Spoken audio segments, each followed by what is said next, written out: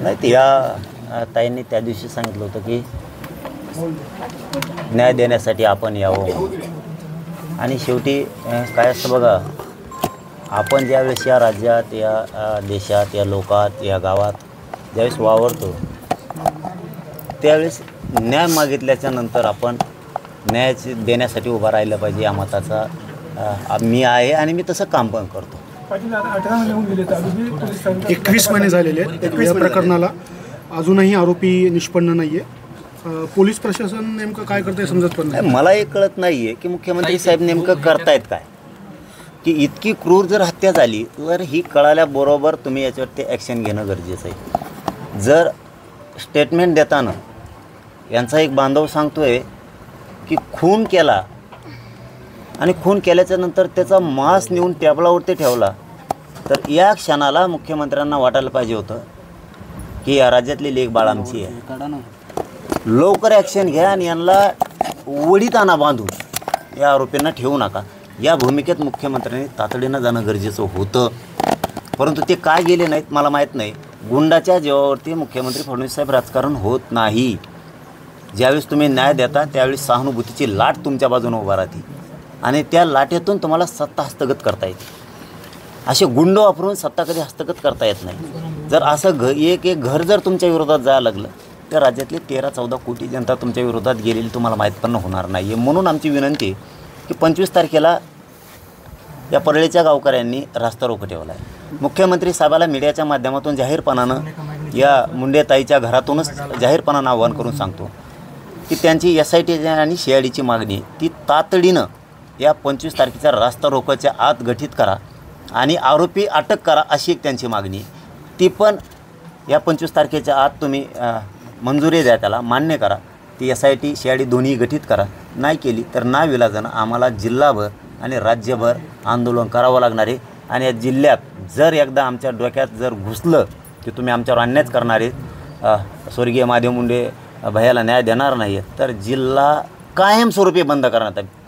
कोपऱ्यातसुद्धा कोणत्याच राजकीय नेत्याला जिल्ह्यातले आम्ही येऊ देणार नाहीत. मग पुन्हा जिल्हा आरोपी अटक होईपर्यंत कडक बंद राहणार आहे हे मात्र करतो. आणि वेळ पडली तर राज्यसुद्धा बंद करून टाकेल. मग तुम्हाला नेमक्या गुंड सांभाळायचे आहेत का सामान्य जनता तुमच्या पाठीशी, जी तुम्हाला उच्च स्थानावर बसवती, निवडून देती आणि पदावर बसवती, जनता पाहिजे का तुम्हाला गुंड पाहिजेत, याचा विचार अगोदर या बीड जिल्ह्याच्या पालकमंत्र्यांनी करायचा, दुसऱ्यांदा उपमुख्यमंत्री म्हणून करायचा आणि तिसरे म्हणजे गृहमंत्री आणि मुख्यमंत्री यांनी विचार करायचा.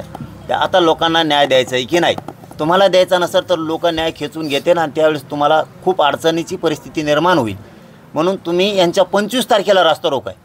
25 तारखेच्या आत आरोपींना अटक करून SIT CID सगळ्या नेमून घ्या. आणि त्यांनी वेळ जर मागितला त्यांचं म्हणणं मुख्यमंत्री साहेब तुम्ही ऐकून घ्या. एकीकडे सांगितलं जात आहे की बघू ना, मी म्हणलंच ना, आता आलो ना, मी सगळं ऐकून घेतलं, ही सगळी माहिती घेतली. ते कोणाकोणाला अटक करत नाहीत, का करत नाहीत, हातपाय धुवूनच मागा लागतो. मी एवढं महिनाभर थोडा गडबडीत हो, थोडा मोकळा पाहिजे होतो.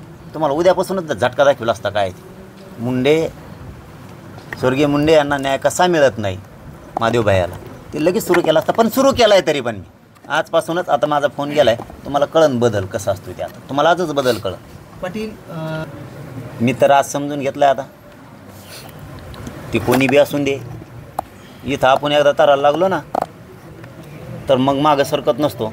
आणि तुम्हाला कोणी लेकरं मारायला सांगितले, लोकांचे लेकरं मारत, हे लेकरं काय उन्हात घर बांधलं, तुम्हाला कोणी सांगितलं? तुम्हाला जर नावं सांगून तुम्ही अटक करत नाहीत त्यांना, उद्याची परिस्थिती माहिती आहे तुम्हाला काय होईल. जर हे लेकरांच्या डोळ्यात सारखं पाणीच जर बघायचं आहे का मुख्यमंत्र्याला, इतकं सांगितलं आहे की हे आरोपी आहे, ते आरोपी आहे, डायरेक्ट नावं घेतलं तरी तुम्ही अटक करत नाहीत. तुम्हाला वाटतं का मुख्यमंत्री साहेब किंवा तुमच्या हाताखाली जे नेते तुम्ही घेतलेत गुंड, यांच्यावर राज्य चालणार आहे आणि तुम्हाला वाटतं त्याच्यावरच चला? आम्ही सगळे जर भिडल्यावर आता वेळ आणू नका. मला जास्त या घरातून बोलायचं नाही, कारण हे दुःखी घर आहे. तुम्ही आमच्यावरती ती वेळ आणू नका जी आम्हाला करायची आहे ती. नसता तुम्ही मनानं आरोपी अटक करता. ती विनंती आहे. 25 तारखेला त्यांचा रास्ता रोको आहे. SIT CID गठीत करून टाका.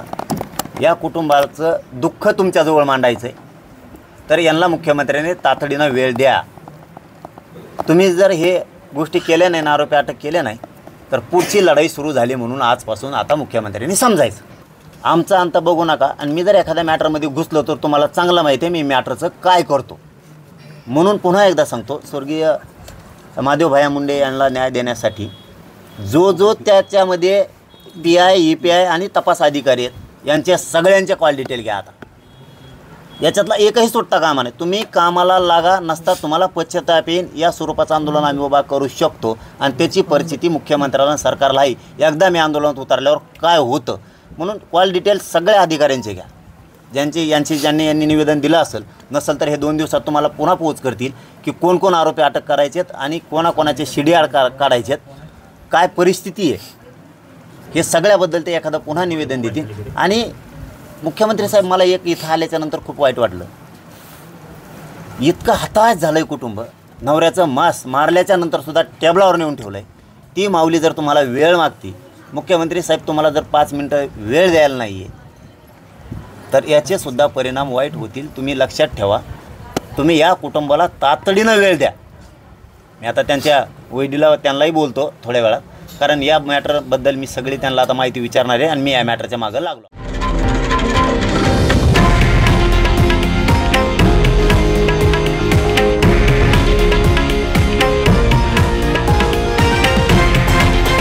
हे आहे देशातील नंबर 1 न्यूज नेटवर्क आणि आपण पाहत आहात TV9 मराठी, एकमेव.